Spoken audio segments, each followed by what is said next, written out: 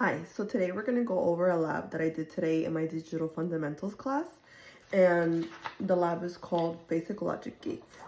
So it goes over AND gates, NAND gates, OR gates, and NOR gates. So an AND gate, you have to have two high inputs to have a high output. So if you have a 1 and a 1, you'll hit a 1.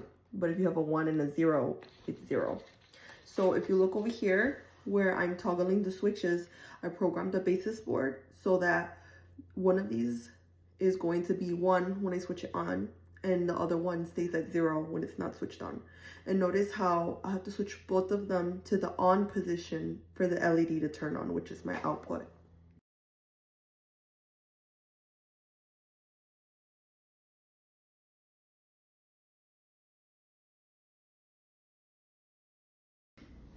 For the next logic gate, we are going to be testing a NAND logic gate. And this logic gate is an AND with an inverter in front of it. So whatever we would get for an AND gate, now it's going to be the opposite. So if we have two highs, a 1 and a 1, instead of getting 1, we're going to get 0.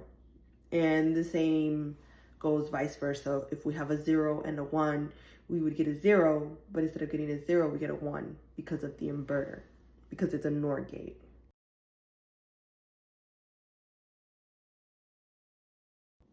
For the next logic gate, we have an OR gate. So for an OR gate, you only have to have one high input to have a high output. But if both of your inputs are low or zeros, you'll still get 0. So you can have a 0 and a 1 and you'll still get 1, or a 1 and a 0 and you will get 0. You could have a 1 and 1 and you'll get 1. So high is high.